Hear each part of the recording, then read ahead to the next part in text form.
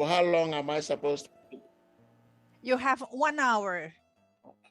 How long am I supposed to speak? For 1 hour, if it's okay to you. Hello? Hello, can you hear me? How long should I speak?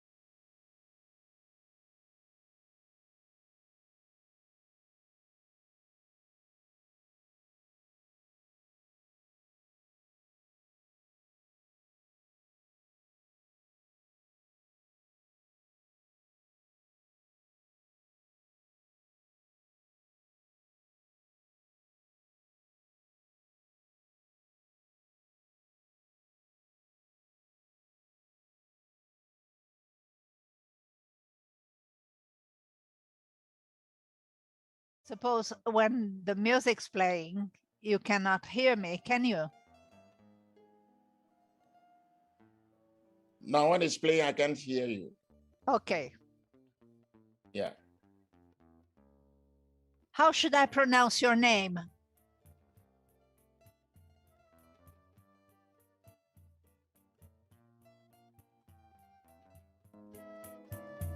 The name is Kdzo Gavua. Thank you.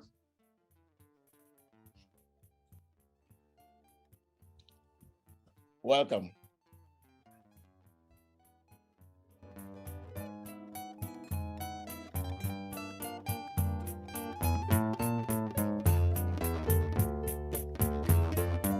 Posso falar com ela? Eu estou lhe ouvindo.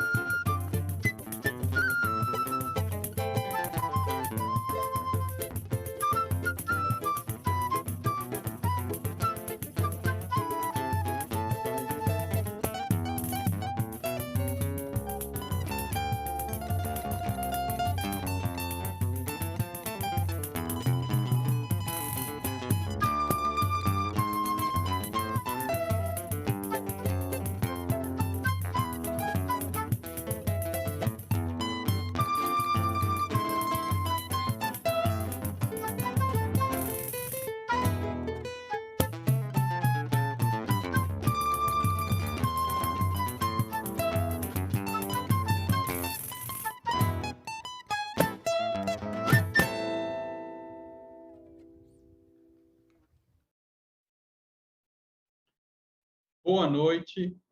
É com grande satisfação e alegria que lhes damos Good boas evening. We are very happy to welcome you to the 21st Conference of the Society of Brazilian Archaeology. After 20 editions and in our 41st anniversary, it's the first time that our conference will be online. The SAB considers this situation as the best as for our health.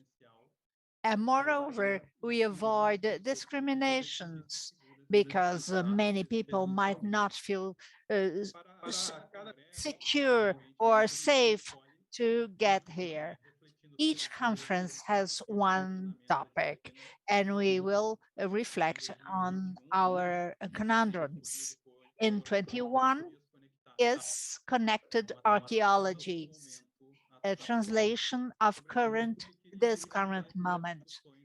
We wished to have discussions about the president in order to make sure our heritage will persist in the future, a connection in time and space, considering our legislations and our practices. Moreover, the new normal with remote activities stems from our current pandemic context. We are connected through networks, but we also look forward to connections due to deep-seated connections in our professional practices.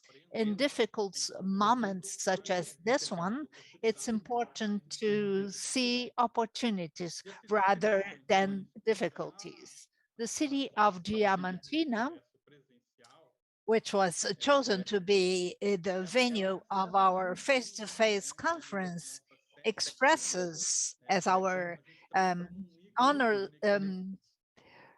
venue. It is an icon for our connection between our issues in the present, our archaeological heritage.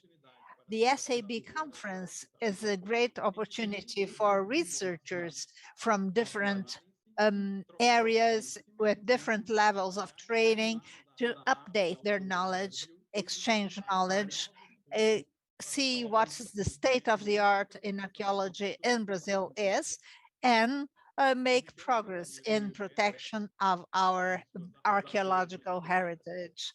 And this conference will be a difference, adapted to the new reality, but not least important, not for our scientific progress. Thus, we welcome all of you once more. Enjoy and share with your research partners and disseminate the idea of Brazilian archaeology around you, your family, your communities, and this way, connected, we are together in this space and we reach out to your families and homes.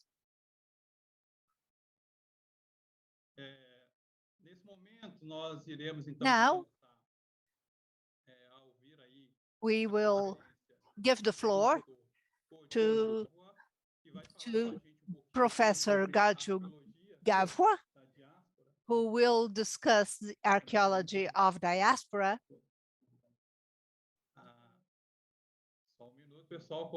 Just 1 second, everything's new here. And Professor Kdzo, who is with us from his village in Ghana, he has a connecting problem. Oh, he's back here with us. Good evening, Professor Gavua. Please feel free to make your presentation. After hearing from you, we will have half an hour for questions. Thank you very much. You have the floor, Professor. Thank you very much, colleagues.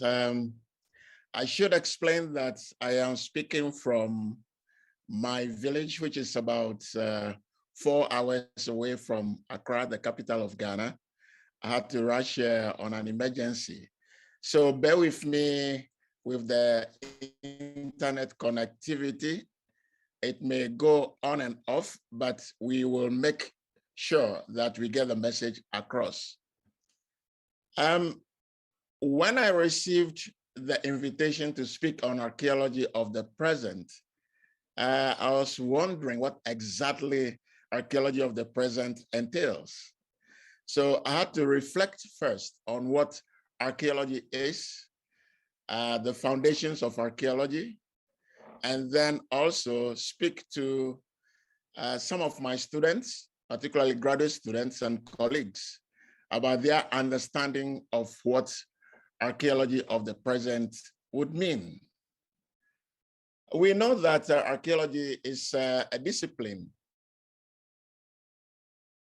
that generally focuses on the past, including places that exhibit manifestations of human activity and all kinds of subterranean and underwater relics.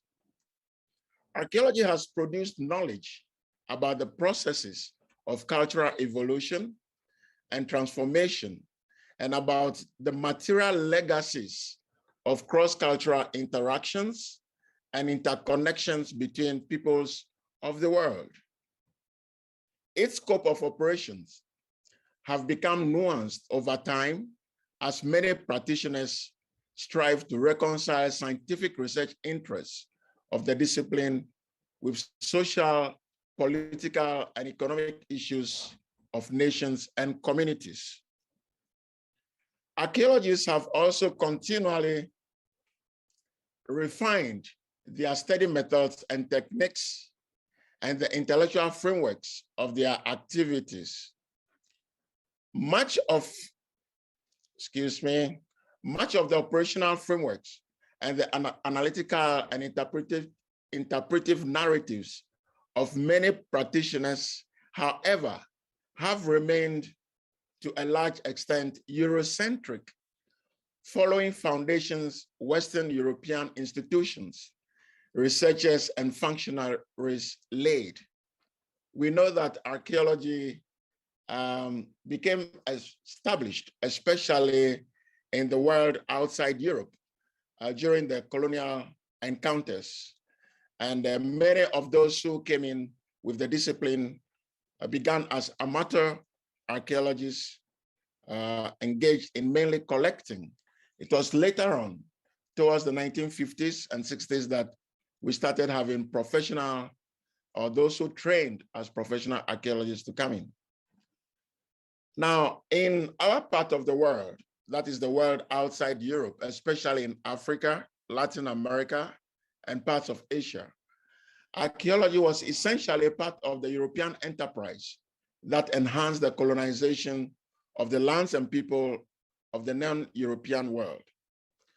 Its formative stages in Africa and other parts of the world beyond Europe focused on the collection and transfer to Europe of material relics and human remains that were analyzed and interpreted to produce and disseminate knowledge about the owners of the collections with little or no recourse to their knowledge and histories. Many amateur and professional European archaeologists who operated outside their homeland detached themselves from the peoples whose past they studied and offered no opportunities for the people to have insights into research results. This trend, I should say, has not changed very much in spite of the rise of what has become known as public archaeology.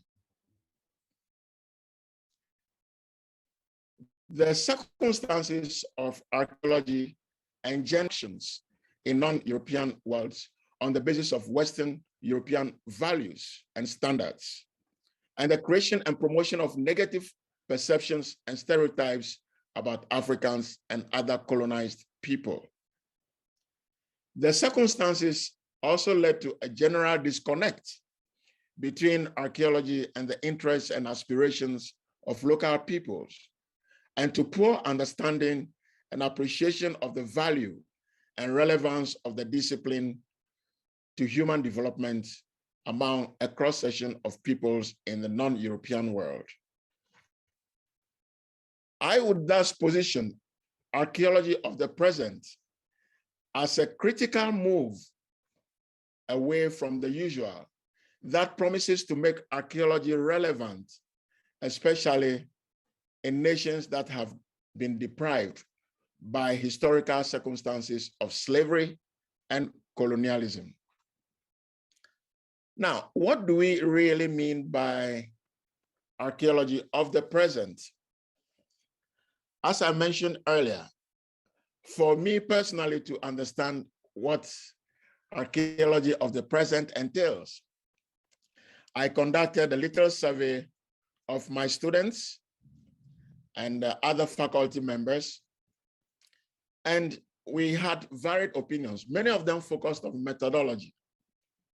At the end of it all, I understand archaeology of the present to connote the adoption by archaeologists of steady approaches which incorporate emerging technological applications to the processes of gathering, processing, analyzing, and interpreting archaeological data, including data on contemporary contexts of human endeavor.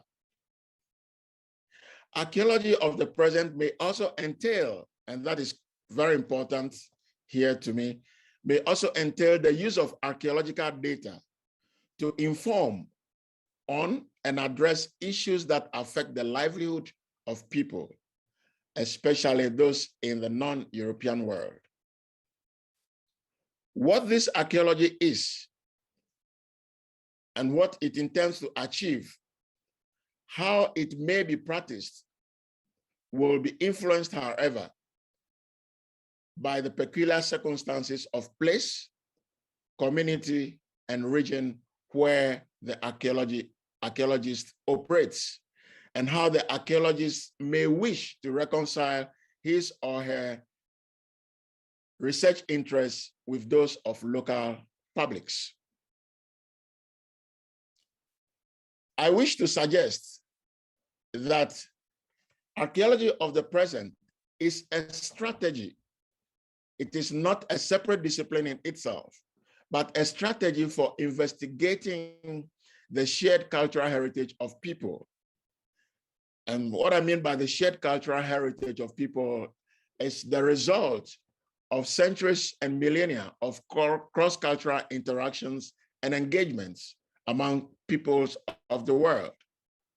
If we should take stone tools of Europe and those found in Africa and other parts of the world, we have similarities in the morphology, including shape, design, and so on, of early stone tools, for example. Now, at the time, we may presume that people were not in contact with each other. But the fact remains that although the products may not have been moving and the people may not have been moving very fast, the ideas behind the products, the ideas leading to the manufacture and distribution of those objects were faster. They moved faster across space and time. So definitely the objects provided the network that linked people of the world. And out of this, we had the sharing of knowledge, the sharing of products. And it is in that sense that I say that archaeology of the present is a strategy for investigating the shared cultural heritage of people. It offers the opportunity for researchers to identify and define scientifically local and regional interconnectedness of people and their products to foster the production and dissemination of public and official knowledge to the benefit of a cross-section of people, including those beyond the Academy of Archaeologists and their sponsors and public authorities. What I mean here is that now, archaeology of the present, it's not necessarily what some may term as ethnoarchaeology. It is not to generate information that will help us to understand the archaeological record and find answers to the past using our observations from the present. But it is a research strategy that should necessarily focus on the present, addressing issues that border on today's people. And in this sense, it is a tool for generating public history, if archaeological information may serve as an aspect of history. Archaeology of the present offers us that opportunity to generate public history rather than the official history. We have been trained to accept, we've been imbibed with official history over a long period of time. And the official history, the official past, is what has been packaged by those in authority, those who wield power, those with the dominant ideology for us to consume. And many a time, this kind of history does not serve the interest of the cross-section of people, particularly peoples whose culture make meaning to our lives today. So archaeology of the present offers that opportunity to look at alternative histories, to produce what is referred to as public history, unofficial history, history that is out in the streets, history that is there with the people that has not yet been packaged by the so-called experts, including many of us who refer to ourselves as academics and professional archaeologists. There's much more knowledge out there. There's much more information there that our strategies do not permit us to tap. And archaeology of the present offers the opportunity for us to go out there and elicit that kind of information. I expect archaeology of the present to, among other functions, promote social justice and foster social cohesion and sustainable peace among the culturally diverse peoples of the world. In this vein, archaeology of the present must be development-oriented. That is to say, it should effect positive transformations of the material and ideological means by which people interact with, transform, and affect their world and resources in order to live meaningfully. It should engender within communities and nations improvements in the intellectual, social, and material conditions, and enable people to have self-satisfaction and dignity. Development is not necessarily about accumulating capital. It's not necessarily about industrialization. It's not necessarily about increasing per capita income and increasing gross domestic product. To many people, especially those I have interacted with over the years, self-dignity, self-satisfaction is paramount, irrespective of their economic standards. Some may have a lot of resources available to them, but they may never be satisfied. They will seek happiness that they cannot find. But there are many, as according to the famous African musician, Fela Anikulapo Kuti, who may appear to be suffering, but smiling. And they may be smiling because irrespective of their economic situations, they have self-dignity, they have self-satisfaction, and they deem themselves to be developed, in quotes. And that is the kind of thing that archaeology of the present must seek to promote, to enable people to achieve that self-satisfaction and dignity, in addition to whatever officials of state may provide in terms of infrastructure, that would improve their material conditions of life. Mind you, the conditions of life of people goes beyond materiality. Materials are very important, but many people also depend on their belief systems and their social processes in order to live in dignified ways. So, as we may pursue the course of material progress and refer to that as development, it is also important for us, especially those in the discipline of archaeology and who are attempting to practice archaeology of the present, to ensure that we generate information and results from work that enable people to have self-dignity and self-satisfaction.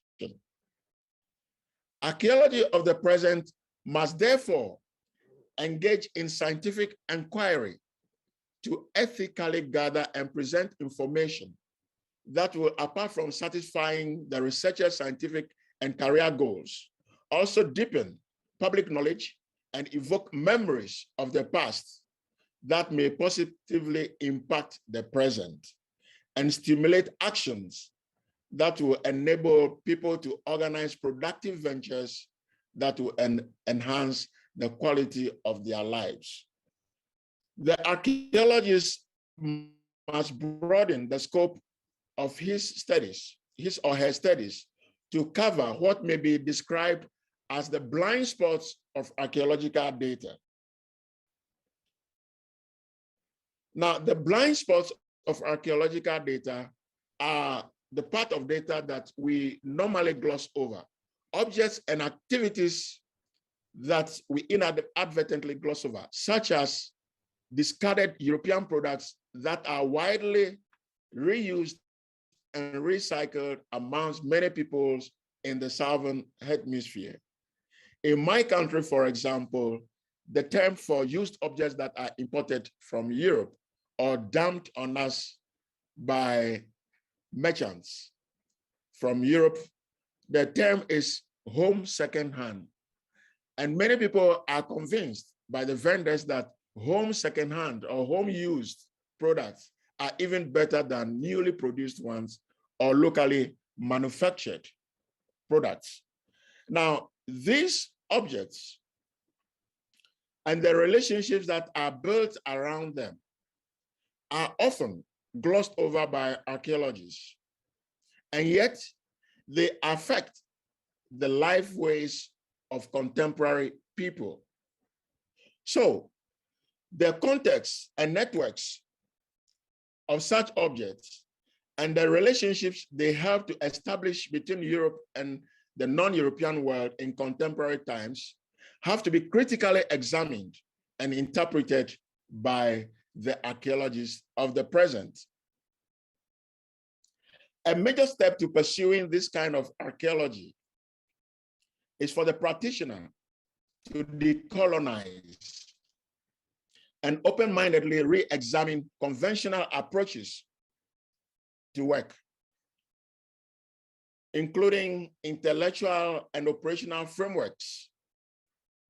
The archaeologists, in order to decolonize, must adopt innovative approaches that suit local conditions and circumstances and engage in co-production. Let me emphasize that, and engage in co-production of knowledge with relevant stakeholders, particularly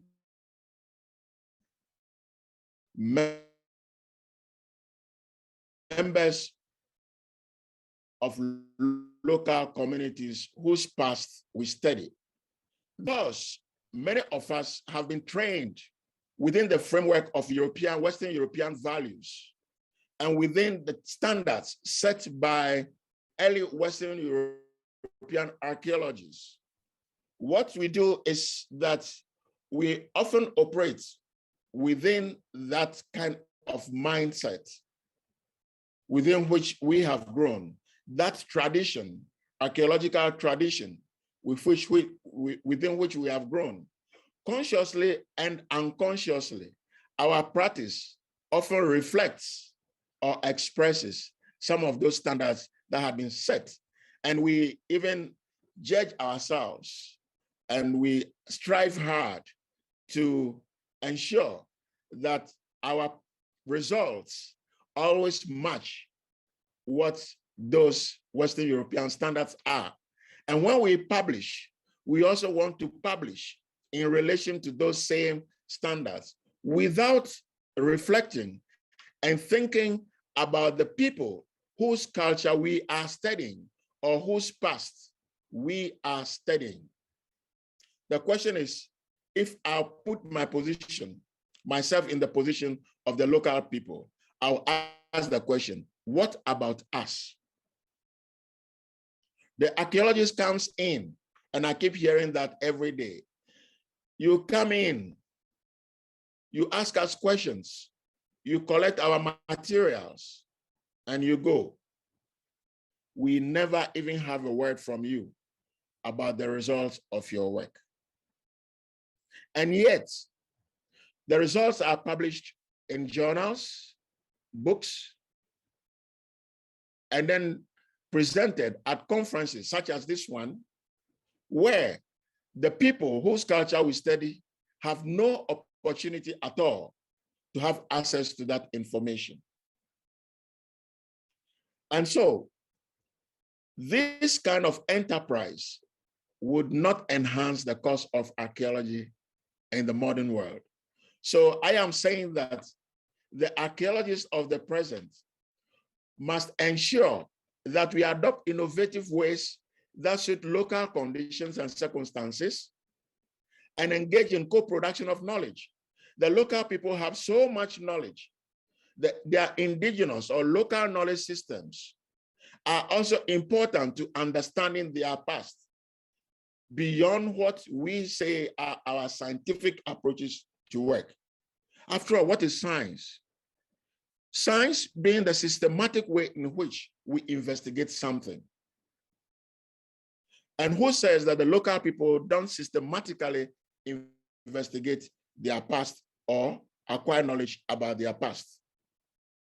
We must necessarily respect people whose past we research or study, irrespective of their academic background, because education is not limited to only those who go through the formal Western European system of education, through which many of us have been privileged to go. Education is relative.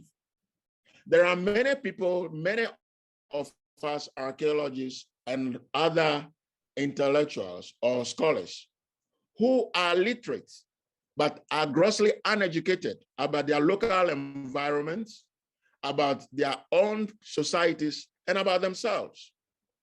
Yet, they could be first-class academics or literates with all the letters behind them. So one is saying that realizing this, we may have to respect, or it is necessary for us to respect local knowledge systems, respect local people enough to work with them as partners and share our skills with them. Whatever we know, we share with them. They will be quick, and they are quick to imbibe such knowledge systems we may share with them, and we should also be prepared. So in co-production of knowledge of the past, our knowledge about the archaeological heritage, we must engage in mutual exchange of thought. That is one thing that I expect of the archaeologists of the present. The researcher must be prepared to work with the interests of local people and elicit information from what is termed as egalitarian archives within the communities, not to privilege any information over another. Now, what do we mean by egalitarian archives? Egalitarian archives are those sources of information that go beyond the recognized ones, the formally accepted ones that may be kept in purpose-built structures that we label as archives, or that may be kept by officialdom and experts. The egalitarian archives are sources of information that are out there. Songs of local people could be archival in that they'll be loaded with all kinds of information that would bear upon the past of the people and even their present conditions. Artworks, not necessarily the artworks of the high-end artists, but any form of artwork, works of artisans, which serve in everyday conditions of life or daily activities of people, and which others may label as art. But to the local people, they are not necessarily art, because the art is embodied, is part and parcel of the form of the object. Some of those objects are archival. Family diaries, family photo albums are also archival.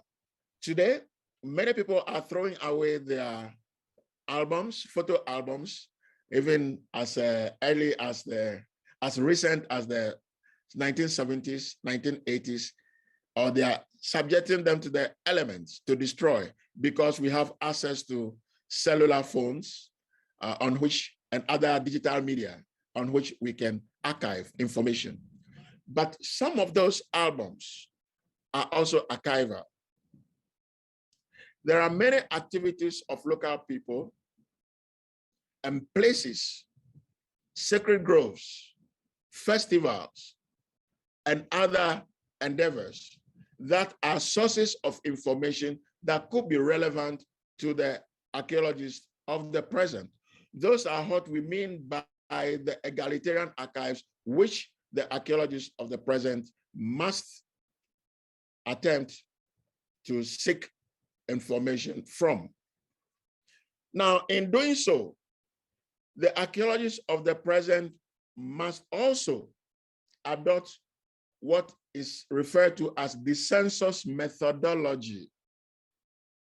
And this is something which derives from geography, by which we can all use productively in archaeology. The census methodology just suggests to us that we should not privilege any information over another, because there's a tendency for us to go out into the field and categorize certain types of information as important and others as not so relevant to our research goals and objectives. But let the observer, let the reader of our results judge whether that information is relevant or not relevant. If it is relevant to the people from whom we elicit that information, then it is also relevant. It should not only be relevant to the scientists or the archaeologists. It must be mutual. The relevance must be mutual. It must be mutual. It must be relevant to the archaeologists as well as those from whom we generate the information. So, once again, I'm saying that in undertaking archaeology of the present, we must go beyond our usual scientific standards, scientific approaches to data gathering and analysis, to seek information from egalitarian archives and adopt the census methodology, not to privilege any information over another. In so doing, we would be creating the opportunity for archaeology to become relevant in addressing issues that border on the livelihood of today's people. Now, in doing so, there may be some challenges. I'm not saying that the work of the archaeologists of the present will be without difficulty at all. No, the archaeologists may become entangled in a web of even interdisciplinary bottlenecks, including contestations of the validity of research methods and results. You know, we may say that the research methods and techniques that the archaeologists of the present is adopting are not scientific, just because they don't follow the so-called scientific rigor that we have set for ourselves within the academy. However, we are saying that it is also important to seek innovative ways of doing research in the field. However, those who adhere strictly to the orthodox standards and those who wield authority within the academy may sometimes contest the validity of the methods and results of the archaeologists of the present. The archaeologists of the present may also face costly administrative protocol, conflict situations, and attendant suspicions and apprehensions, especially where the archaeologist's work is deemed to conflict with the interests of those who benefit from official heritage discourses. Say, the work of the archaeologists of the present may eventually empower local people to seek and defend their rights. I mentioned earlier that this is an archaeology which should ensure social justice. So when it is practiced very well, the information that is generated would empower local people to seek their own due or what is due them. And this may conflict with the interests of those who benefit from the status quo, those who profess and propagate official heritage discourses. And that may be another challenge for the archaeologists of the present. So what should these archaeologists do? Now, once the archaeologist of the present patiently studies him or herself, understands why he or him is engaged in this kind of endeavor, that archaeologist has to be steadfast in pursuing his or her research goals and produce results that would offer local peoples alternatives from which they can choose their life strategies. This is an exercise in what is referred to as liberation heritage construction, the kind of heritage that will liberate people, that will help people to emancipate and break away from the entanglements of the world that have led to what some may refer to as the new form of slavery, where people are attached to other worlds to the extent that they even lack confidence in themselves, and they even lack trust among themselves and fail to work together harmoniously in order to improve their own conditions of life. Liberation heritage is a kind of heritage construction which would enable people to realize, as people, especially those who experienced slavery and colonization, to realize that they are normal human beings like any other person, to realize that they have the capabilities and the abilities to work together to ensure positive transformations of their world. In this regard, I would like to suggest that this is a new strategy within archaeology, what I mean by this archaeology of the present, that we must encourage our students to adopt. We must ensure that we revise our academic curriculum or curricula to develop approaches, study approaches and techniques that would catalyze the work of the archaeologists of the present. Once we do that, we will be contributing to the relevance of archaeology as a whole. We will be broadening the front of archaeology, and then archaeology in our part of the world, especially in Africa, Asia, Latin America, and other parts of the world in the Southern Hemisphere. We will not be seeing archaeology as a discipline that does not bring food to the table. We will not be seeing it as a discipline that is mundane. We will not see it as a discipline that lacks relevance. On that note, I would like to thank you all for your patience, listening to me, and I urge you to work hard and then share information. Be patient enough to listen to each other and share ideas and information that would enhance our collective cause. Thank you so much.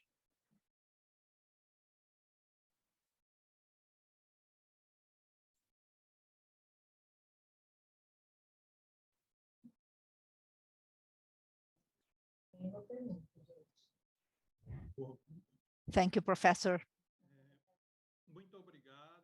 Thank you very much, Professor Gavua. I was very glad to listen to you.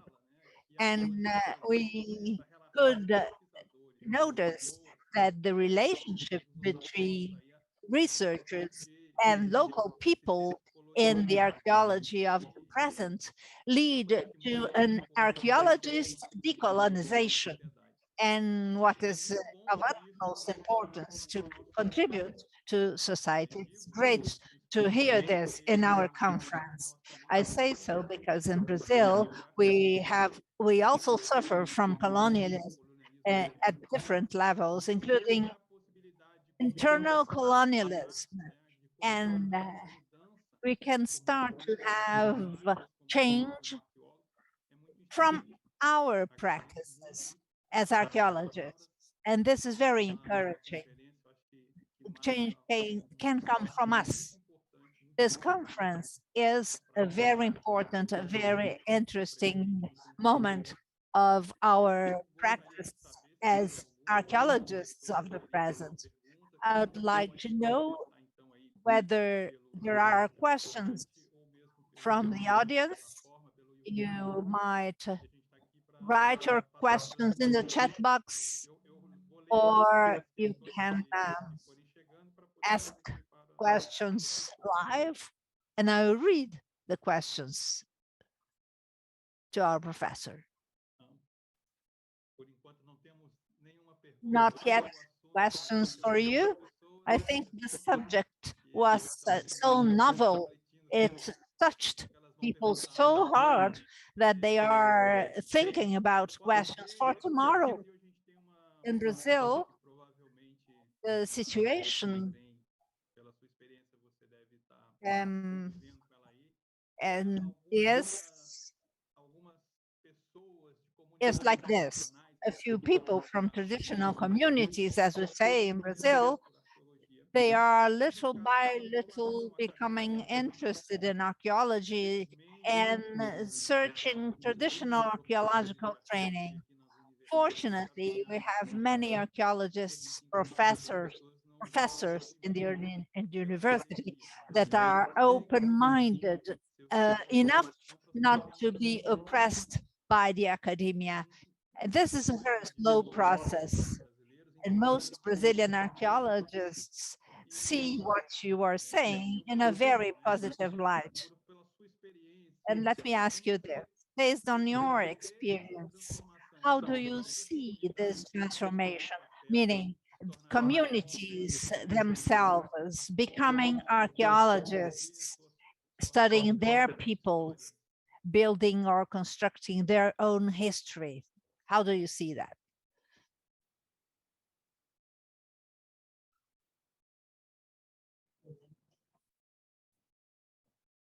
Está mutado. We cannot hear you, Professor. Your microphone is off. Please open your Okay, microphone. it's now opened. Yes, members of local communities becoming archaeologists. I think it is important for members of local communities to become archaeologists. After all, archaeology is not the preserve of any category of people. There are advantages and disadvantages of being a local archaeologist, like me. When you are a local archaeologist, the advantage is that you have access to certain types of information that your fellow members of your community will be reluctant to offer to an expatriate. Okay, you have access to certain places that you'd go. But the thing is, whilst you have such an access, you must abide by the ethical principles of the profession, not to put your own people at any, or to create irreparable damage to your own people by revealing, by violating confidentiality. Okay, you may have access to that. You may have certain knowledge systems that may not be available to other peoples. Yours is, as a scientist, to live over and above some of those local nuances and ensure that you perform professionally and scientifically. Now, the disadvantage is that you may take things for granted. You may be pursuing your archaeology from a biased position.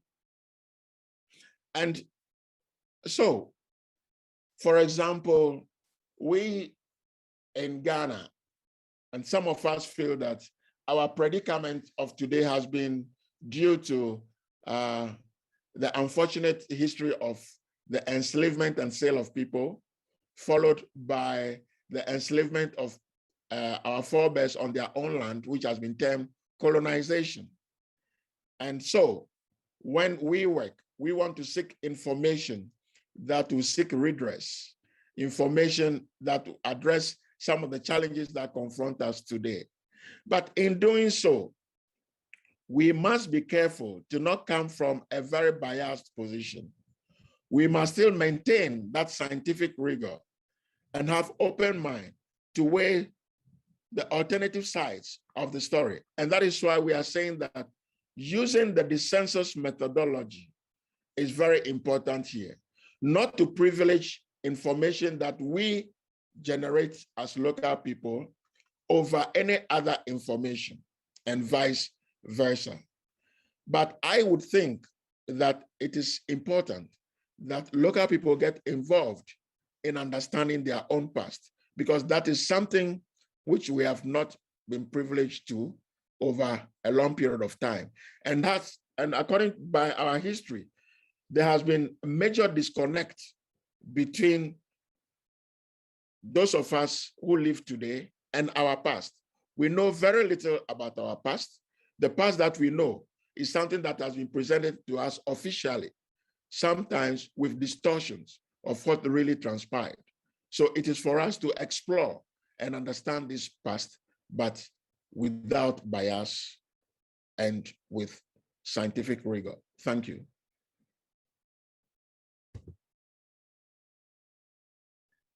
Agradeço, professor. Thank you, Professor. We do have a few questions now.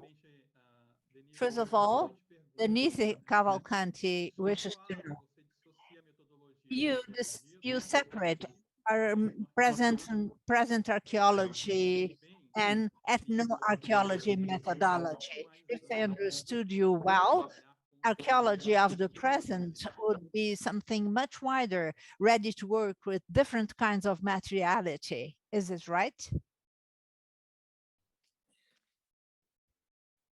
Yes, thank you. You know, ethnoarchaeology has its own goals and objectives. Ethnoarchaeology, as I understand it, because I am an ethnoarchaeologist to a large extent, is to seek answers to the past. It's a means of getting information from living societies, from today's people, that will help us to deepen our understanding of the archaeological record, and also to help us interpret aspects of the past by generating testable hypotheses and so on and so forth. Ethnoarchaeology is not necessarily to help to address issues that confront today's people, properly so-called. Now, the archaeology of the present may incorporate elements of the research strategies of the ethnoarchaeologists. You cannot go to the field without interviewing people. You have to engage in observation, particularly participant observation. You have to meet local protocol. You have to share the research with the people, engage people as partners in the field. But the difference will be the objective. Which particular objective is the archaeology of the present seeking to attain? And I'm saying that that is where the difference lies. The archaeology of the present is to help, okay, to address issues that confront today's people. Archaeology of the present is to ensure that we also investigate the life conditions of today's people, products that people use today that the archaeologists may not normally consider as important source of data. That's why I mentioned products that come from Europe and are reused and recycled, okay? In terms of chronology, they may be older, but in our part of the world, they become new. So the recycling process, for example, has to be well understood, and how the relationships built around them today affect the life conditions of people. So the archaeology of the present is focusing much more of the life conditions of today's people, not necessarily understanding the past. It may help us to have insights into the past. However, it's the focus, where the focus lies, that is what makes the difference, as I understand it. Thank you. Obrigado, professor. Thank you, Professor Gavua. One question from Roberto Iron. He would like to know how, no, in fact, he would like you to comment further on inclusion in your expression that archaeology could take food to people's table. You comment on this statement you made. Yes. I was saying that generally, many of our people are disinterested in archaeology because it is not considered as a discipline that brings food to the table. So in my university, for example, parents would clamor over their children studying law, business administration, engineering, and so on, based on the belief that those readily bring food to the table. I am arguing that archaeology of the present could be a medium through which archaeology could be made to bring food to the table. Now, bringing food to the table is relative. It's not necessarily about accumulating capital resources, but it is, the emphasis is on having people attain self-dignity and self-satisfaction. What is food on the table? There are families that are not so much concerned about having 3 square meals as the standard or eating from the restaurant. They have their own products, food products, their dishes, and they can take that dish in the morning and sustain. It brings food to the table. There's no hunger in the family.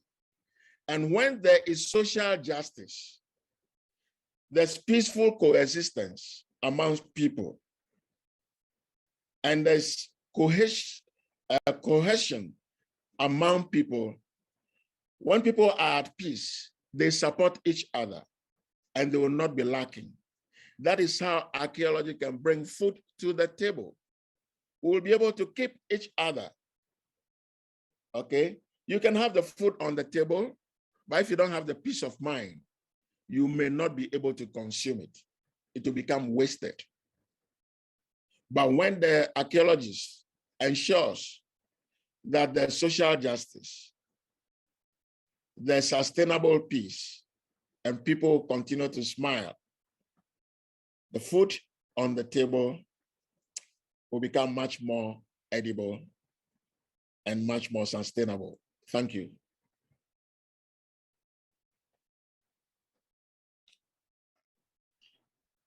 Temos a próxima aqui, é da Anne P. Daniel. One question from Anne Daniel. Professor Gavua, do you think it is possible to have a true decolonized archaeology?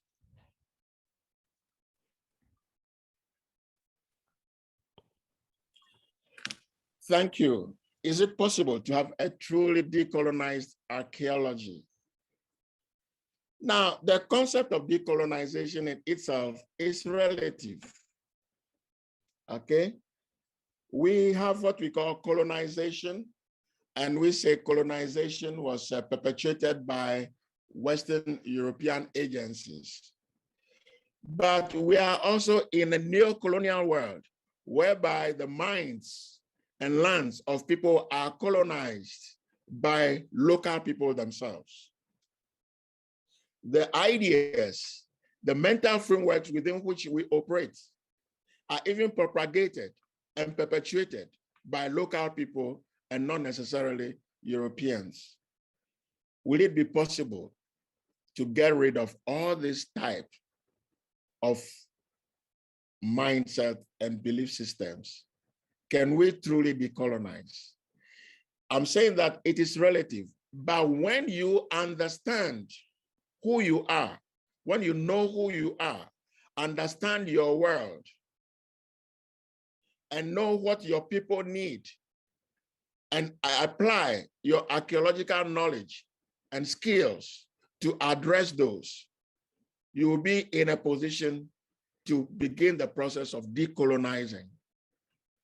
Because there are many of us who don't even sit back and reflect and understand what has hit us, who we are in the first place as academics or researchers.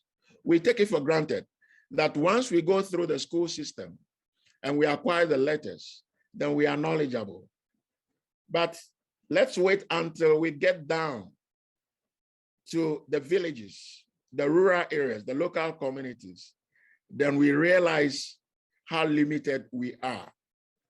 Because there are many things that we are unable to do when we get there, even though some of us may derive from those communities.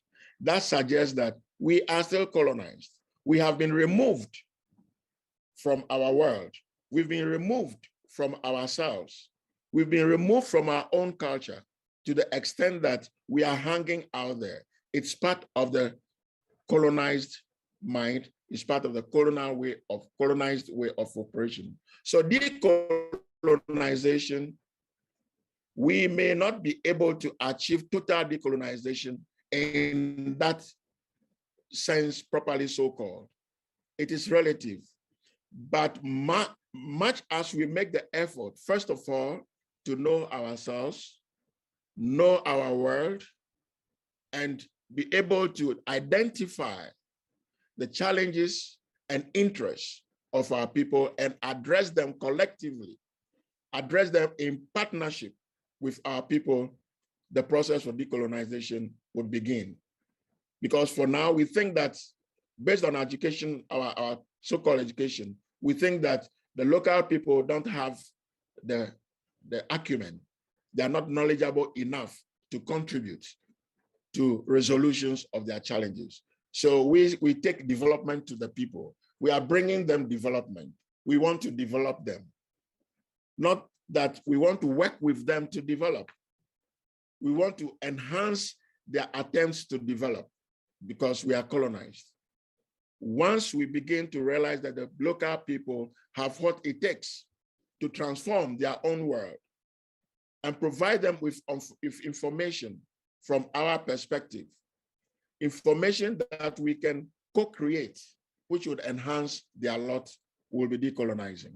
Thank you.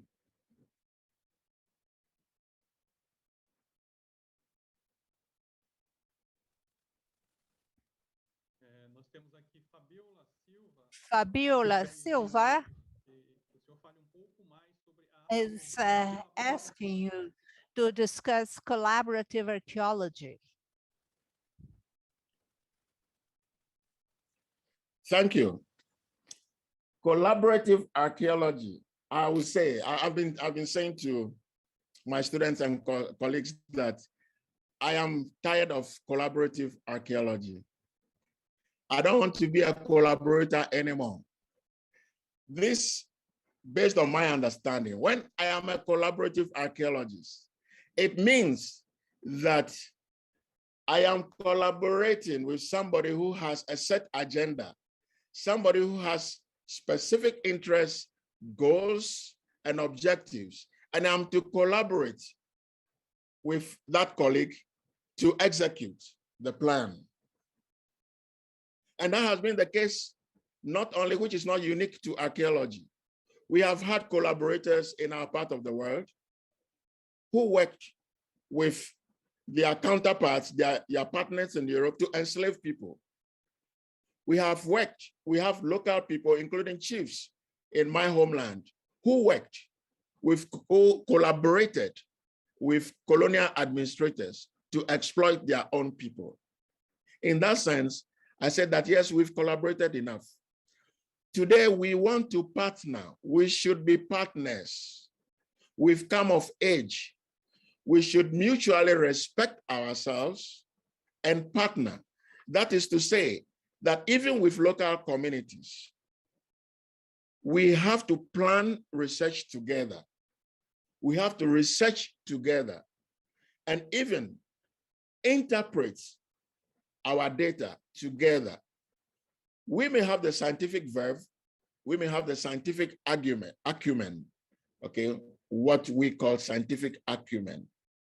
We may have the labs and so on, but the local people who are partners may have dimensions to interpreting objects that we may lack. Because as is generally said, objects that we retrieve are meaningfully constituted. They are loaded with all kinds of information, and we cannot say that we have the preserve of being the leaders of thought or the custodians of knowledge. But in order to work together, we must work as partners, not collaborators. We shouldn't use local people as collaborators. They collaborate with us, we get our results, and we are out of there. No, we should be partners. So we create and share. That is the concept of co-creation. We create knowledge together, we share the knowledge together for mutual benefit. In the academy, some people, their interest is for academic progression, academic and career progression. The local people, well, they may also have their interests, and whatever their interests are, our research endeavors must be mutually beneficial, and that will come when we are partners and not collaborators. Thank you.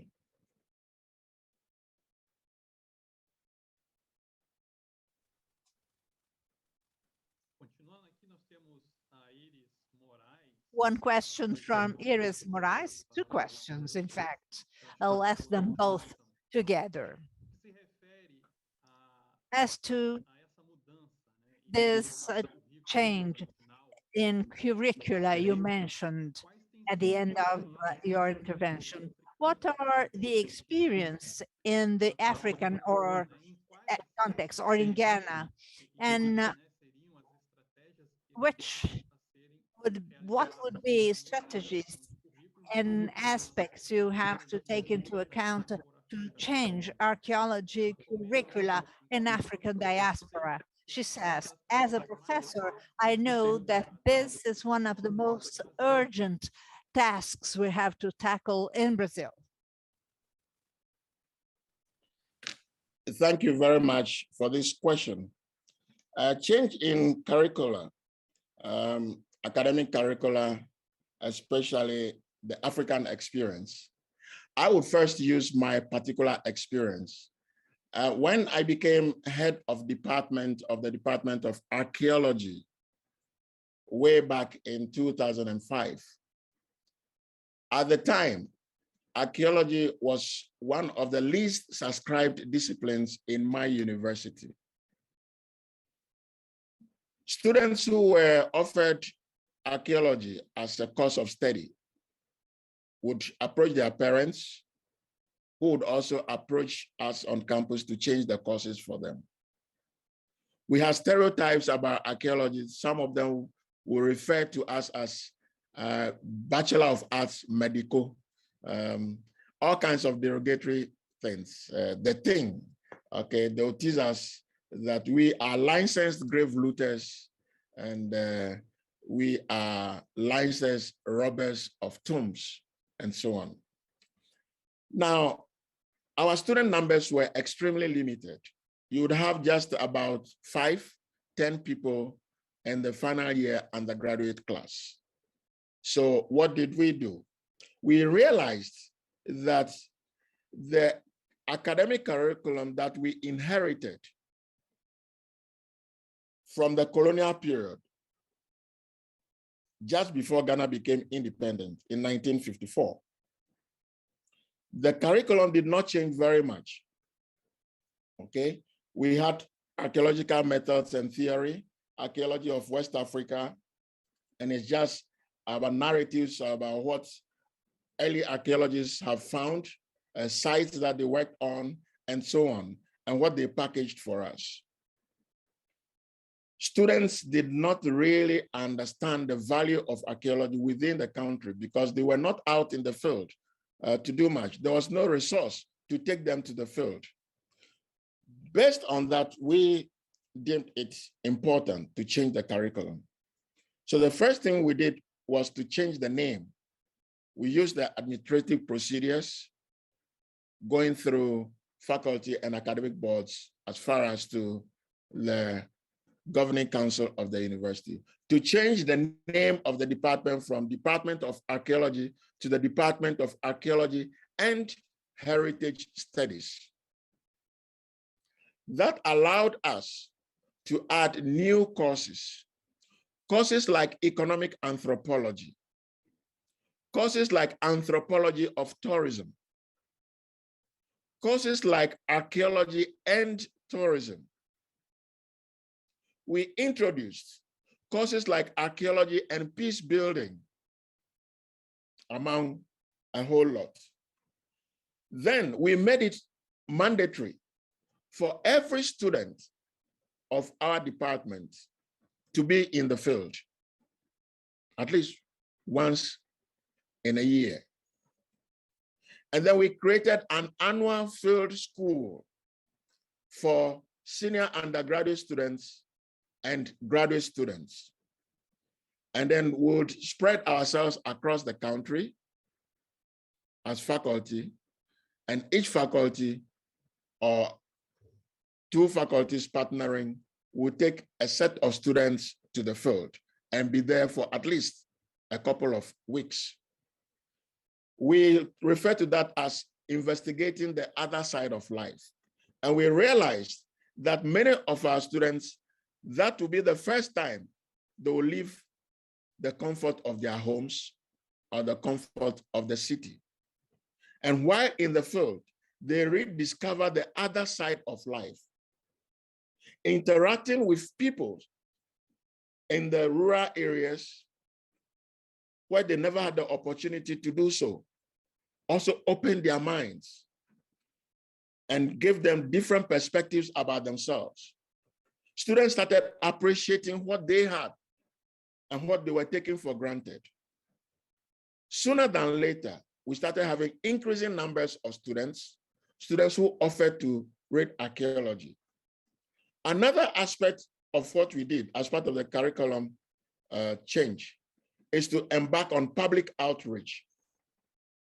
Now, using our skills in visual anthropology, which we also introduced, and producing documentary videos, we would go back into the communities where we worked and show them documentary videos of our research and then research results and interact with them. We realized that actually endeared the people to archaeology and heritage studies. We had conferences, annual conferences organized and workshops, and we invited members of the community, including indigenous leaders, to interact with our students and faculty. We got the media involved to organize electronic media interviews and discussions on television and radio. Now, so it was not just changing the course of study, but also what goes, the ancillary things that go with the change in the course of study, like the outreach programs, community engagement, and so on and so forth. And we realized that worked very much for us. So I think that I'm even covering the second aspect of the question, the strategies to change the curriculum. Yes, the strategies, first of all, we discuss, we see what we have today, how far it has taken us, the challenges there are, and then we revise. What else do we do? Even if it's the same course that we want to teach, how do we restructure that course to make it interesting to our students and also make it beneficial to those whose culture we would like to study? Very important, because some of the courses are just, we teach them routinely. That is how it was designed, okay? Archaeological method and theory. Then you look at the various theories that help us interpret, but how is it relevant to the local people when you go there? You may see that whatever you study in the lecture theater may be different when you are in the field. And most archaeologists encounter that. Your research plans may not work to the letter when you are in the field because of changing circumstances and conditions. So for us, we opened up some flexibility within the course structure and what we teach, and then we reconcile what we have designed with what we expect or what the local people also expect us to do. Sometimes we listen to them, they determine where we should be excavating and where we should not be excavating. In April this year, I had a major field school with students in Elmina, which is a major site of contact between Western Europe and Africa, west of the continent, where the Portuguese came and built this huge edifice that has lasted over 500 years, the St. George's Castle. We had research there. Now, we wanted to understand how people have endured strife and conflict that were generated as a result of cross-cultural interactions. Conflict in terms of physical conflict, conflict in terms of clash of values, conflict in terms of clash of languages, and so on. And the process also entailed archaeological excavation. What did we do? We had to engage with the local communities, meet with the indigenous leaders, and also a cross-section of the young men and women of the communities. Now, they were the ones who pointed to specific sites to us, that to them, those sites will be important for us to investigate. They even led us to somewhere that they asked us to excavate, and lo and behold, we chanced upon skeletal remains. And we all came around and participated in the excavation process. See, those are some of the ways in which the curriculum and the strategies of the present. Thank you.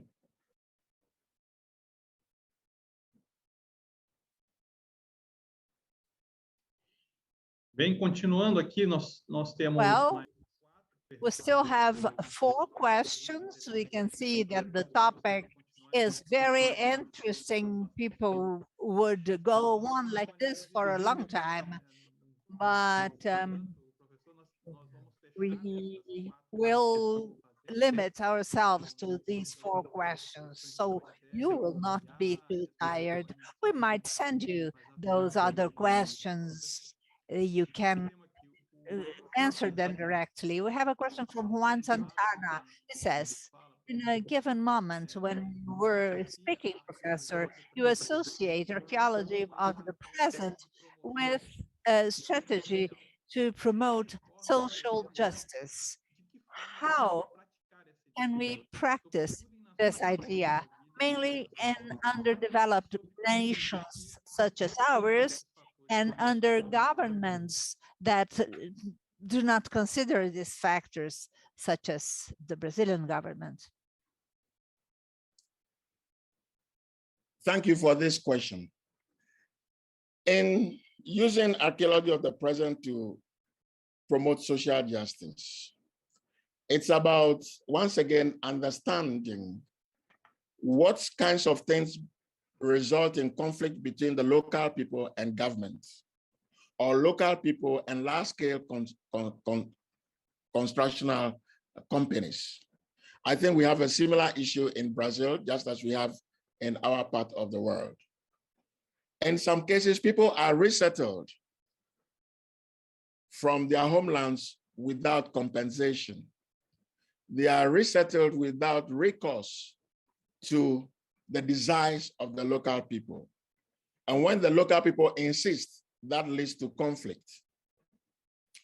So, archaeology of the present may be a medium of negotiating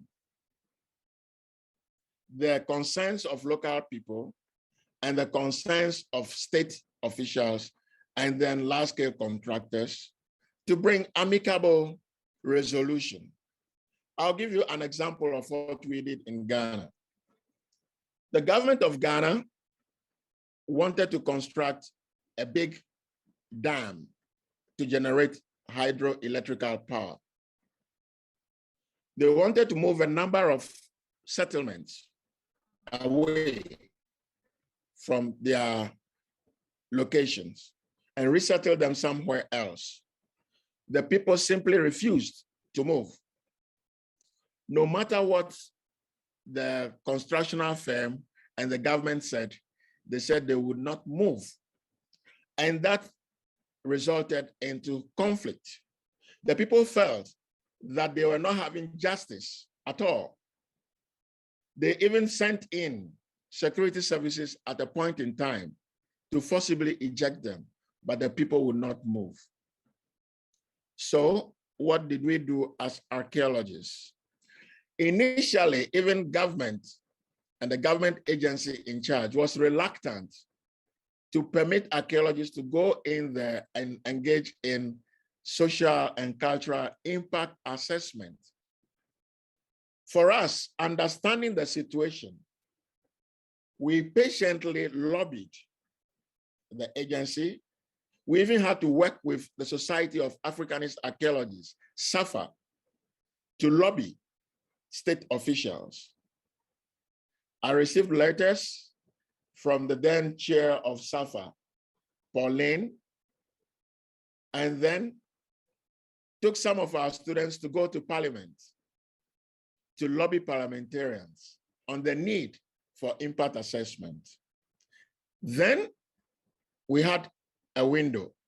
We went out there, interacted with the local communities who were to be resettled. We reduced ourselves to their levels. We dined with them, wined with them, and then we simply wanted to understand why they would not move. Lo and behold, they said they would not move until their ancestors moved with them, or the remains of their ancestors moved with them. They will not move until their deities moved with them. But how was this possible? To move with the deities and the ancestral remains. We archaeologists could assist in exhuming the skeletal remains, but we had no clue how to relocate deities with all the spirits that they housed. Okay, so we lobbied the people to understand this clearly. They presented what it would take to relocate the remains of their ancestors who they identified. They identified their graves or their tombs, and then they also identified the deities that they wanted to relocate. How much would it cost? Which resources did we need? We listed all those. Then we went to the Bui Power Authority, which was in charge of the dam construction, met with them, showed them the video footages or the video documents we had from the local communities, with the local people themselves speaking. So we were not speaking on behalf of the people. They spoke about what needed to be relocated. Finally, or eventually, the authorities understood what the people wanted, and they realized that it wouldn't cost them too much. It would have been much more costly if the situation degenerated into violence and the people refused to move.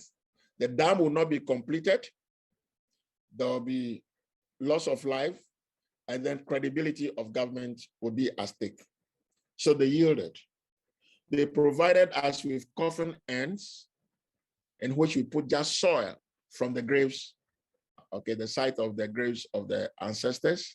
Some of the ancestral remains, we taught the people how to excavate them.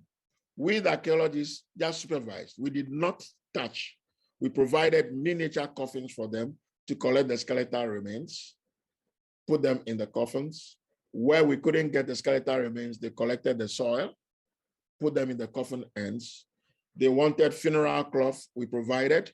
They wanted drinks and other materials, items that they could perform ceremonies with. We provided them.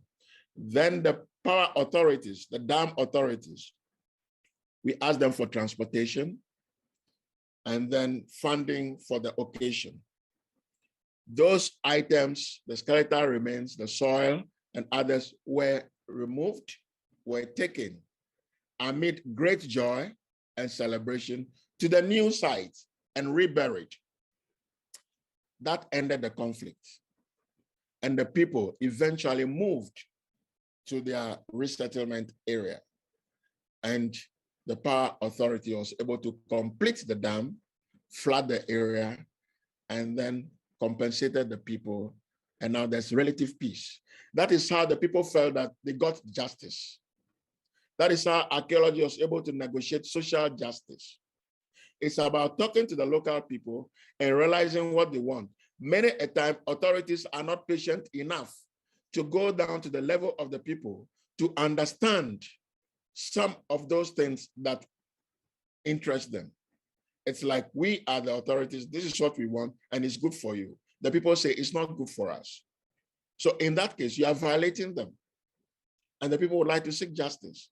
So archaeologists will position themselves as negotiators and mediators in such situations. That is one function that we archaeologists have the power to engage in that we haven't used very much. The power to negotiate and to mediate between people in relation to cultural and social conflict. Thank you.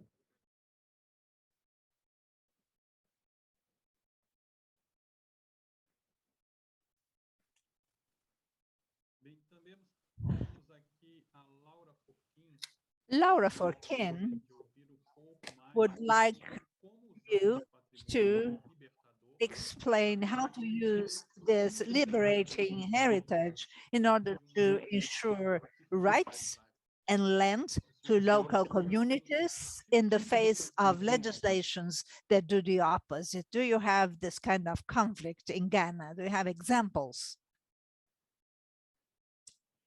Well, the concept of liberation heritage is something that started in South Africa in particular.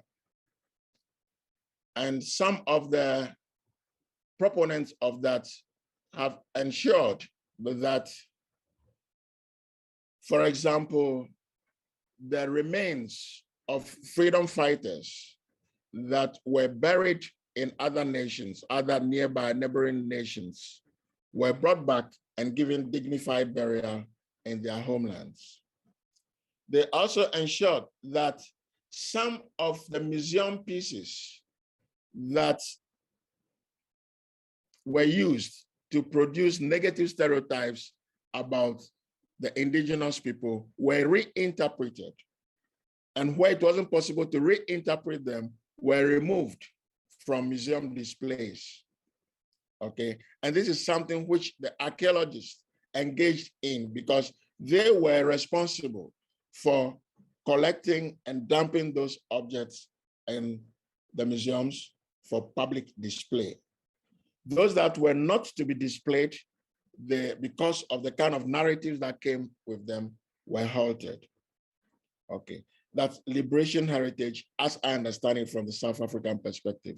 In Ghana, my country, we use archaeology to ensure that we minimize some of the inter-ethnic conflicts that are promoted, that have been promoted by the colonial regime, which used the divide and rule tactics to administer our forebears, and which current politicians also use, especially when they are campaigning for positions of power.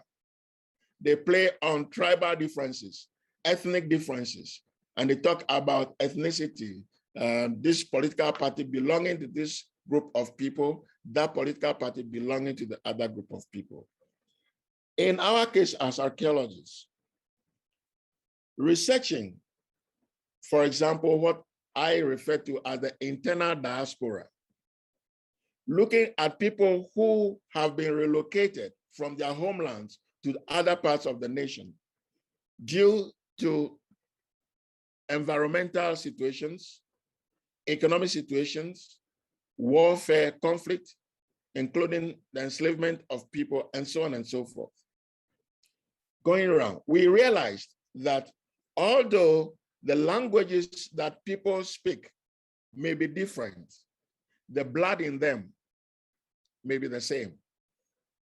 Because the language can transform very fast. But the blood in the people is difficult to transform at that fast rate because the DNA is there. So you may be dealing with the same group of people, just that they are speaking different languages. It doesn't mean that they are different people.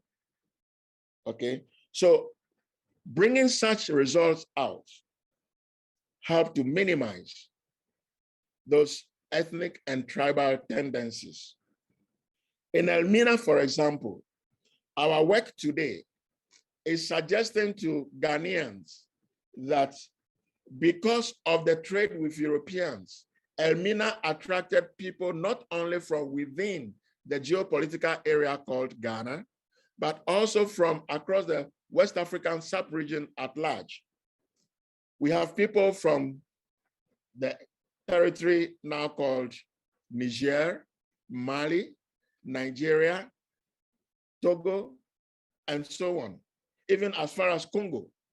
who have become bona fide citizens of Elmina and who speak the local language, which is called Fanti. You go to Elmina and you think you are dealing with just one homogeneous group of people. But when you check as archaeologists, and for that matter, archaeologists of the present, you realize that, yes, they may be speaking the same language, but they derive from different regional and cultural backgrounds. And so there's something that bonds them. So why the need to separate people by tribe or by ethnicity?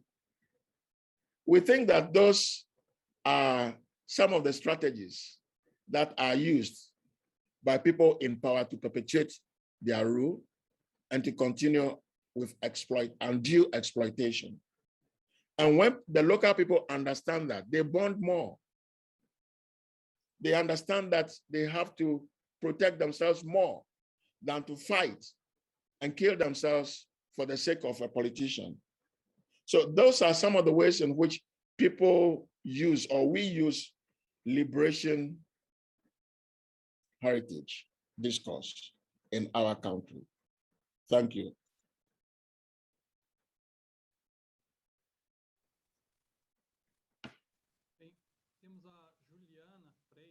A question from Juliana Freitas. She says that she has the honor to work with Quilombolas communities. Quilombolas are those whose ancestors resisted slavery in our countries. And she says that the key issue here is how to access those people, because they are not an object of research. They are human beings with a history of life, feelings, desires, etc. And that research is built together, researchers and community. And in this framework, we often have to create new methods to develop these research experiences in a respectful way. Would you please discuss the methodological procedures you use in your research? Thank you. When dealing with groups of people, as mentioned, we try as much as possible not to position ourselves as experts who know it all. We present ourselves as students. Of course, we are all students of our discipline. We want to understand life. We want to understand the culture of people. We want to understand the experiences of people. So it's not as if we know it all, so we are going there to study them. Now, one thing we tell our students when we go to the field is, please don't go out to the field and say, oh, we are from the University of Ghana and we are coming to study you people. The moment you do that, you are disrespecting yourself and disrespecting the people from whom you need information. So we try as much as possible to see the world from the perspective of these people, identify with them, okay? Even to it, we ensure that we participate in what they present, okay? So we share in their daily lives. And these things, we just don't do at a go. That's why I say to be an archaeologist of the present, it can be a little bit costly in terms of protocol. You have to visit and revisit to ensure that the people have confidence in you, because there's something which is known as the observers observed. Whilst we go into the communities thinking we are observing the people and studying them, they turn out to be studying us more. They are looking at us critically to see whether or not we are sincere in what we tell them we are there to do. We have to be honest, not to hide anything from them. We tell them clearly our research objectives, and how those objectives will benefit them, the mutual benefits of the work. We let them understand. Then, as I alluded to earlier, we plan the whole process with them. So they are part and parcel of the planning process, okay? As human beings, they are not objects that will keep there and steady. So let them tell us how they feel, what they think, what challenges they anticipate, and how we can collectively address those challenges. And then we set days that we begin the work, and then we work together. That is a strategy we have used so far, and we have had successes with that. There may be challenges once in a while where especially some of the members of the communities who don't live even there, they live outside the communities in the urban areas, and who think they are enlightened, come back and start asking questions. Why are you here? Why are you studying our people? What do you want? And so on and so forth. But once we work with the majority of the people over a long period of time, and they understand us, they turn around to remedy the situation and to convince those, in quote, troubleshooters that it is well. And when we produce the results, first, we share with them, ask them to tell us what they think we should remove from the data and what is okay to present to the public. We give them consent forms, which we allow them to read, understand, and sign for us before we do anything else. We have withdrawal forms, and when they do not like whatever we want to do, they are free to withdraw from it, and we are obliged to respect them.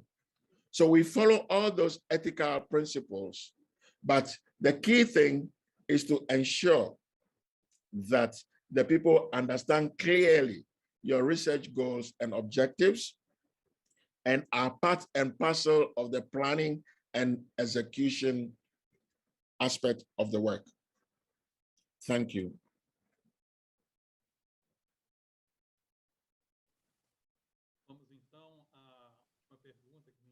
Now, our last question for you from Mauricio da Silva. He wishes to thank you, Professor, for your inspirational intervention. Could you please further comment the process of co-production, co-creation of archaeology with people, and how communities have mobilized those shared data, making archaeology a medium? Good. The process of co-creation and how people share a knowledge production. Well, it's not that different from what I just spoke about. See, when you want to co-create knowledge, you don't position yourself as the privileged one. We have to be humble enough to show the people whose culture we purport to study that we are also lacking and we need to be taught. The people can be teachers, so they teach us. Now, if we want information about a particular subject matter, we want knowledge about a particular subject matter, we don't restrict ourselves to some of the experts in the community. Sometimes they'll refer us to, let's speak with the chief or the leader or the headman, and then that ends it. No, we speak with a cross-section of people because we've come to realize that there are some communities, the children may even have much more information than the elders. Some of the headmen, we have found out that are either retired civil servants, retired academics, or retired professionals and business people who have relocated to their communities, and because they want extension of power base, they lobbied and have become heads of the communities. And many of these people lack knowledge about their own local systems and their environments. And yet there are some children in the community who eavesdrop a lot. They are always with the elders, a variety of elders. They run errands, so they hear and retain memories of the past. So in the aspect of co-creation, we make sure we engage with and take the views of a cross-section of people. And where we have issues, we have questions, we are open enough to share with them, discuss with them, and then the end of it all, we all come into agreement as to what we should put down as the reality of the situation, not the expectations. And even truth can be relative. So we are not out there looking for truth. We are out there looking for information, and then let the readership and let the collective decide that this is what we prefer. This is our reality. This is what we would like you to run with. That is the process of co-creation of information. Because we have had situations where people will go into the communities and speak with headmen and speak with just one or two people who are supposed to be knowledgeable, and they write. And then later on, we find that no, the writing has rather fomented much more conflict than solving any problems. And so with regard to co-creation, it's about working with the local people as partners, and then working with a cross-section of the people, cross-checking your data to ensure that at the end of it all, there's a mutual agreement as to what we should present as the reality of the people. That is what we have done so far in terms of co-creation. But it's all based on partnership and mutual respect. Thank you. Muitíssimo obrigado, Professor Kdzo. Thank you very, very much, Professor Kdzo Gavua. Canada. Please feel our loud round of applause from all of us. This kind of interaction makes it difficult to feel the warmth. People are writing wonders about you in the chat. Your presentation will be available for people throughout the weeks, because I'm sure many, many other people will be watching your presentation. I don't know whether you feel the same as I do.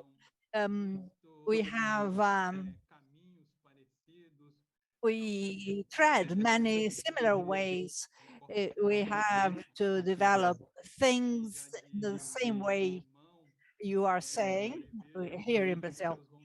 And I expect that many people will watch your presentation to know your work. And I'd like to ask you whether I can give them your contact information so that they can ask you questions directly. And I thank you very, very much for this opening conference. It was absolutely great. Thank you very much. And I also want to extend my appreciation to the organizers and to you all for inviting me to converse with you. I think that it is our responsibility to share this kind of knowledge. And I can feel the warmth from my end, although I can't see everybody out there. I can feel the warmth. Even the question there, the type of questions that were asked suggests to me the enthusiasm of the people. You are free to share my contact, and I'll gladly oblige anyone who gets into touch with me so we can continue the conversation beyond this forum. Thank you so much, and I wish you the best throughout the rest of the conference. Então, mais uma vez, obrigado. So, thank you once more. Good evening, Professor. Good evening to all of you. We still have a few announcements for our participants. And so, good evening, good night. See you tomorrow. This is not for you, Professor. Let me, as your interpreter, to thank you for this honor and pleasure to translate you. This is for the moderators of discussions. Haverá link que você deve usar exclusivamente quando você for coordenador ou apresentador de trabalhos em simpósios temáticos e em comunicações avulsas. Cada sala terá link específico que mudará a cada dia do congresso. Se você não receber o e-mail com dia de antecedência da apresentação de seu trabalho, escreva para congressodasab@sabnet.org. Agradecemos sua participação e voltamos a nos encontrar amanhã a partir das 8 horas.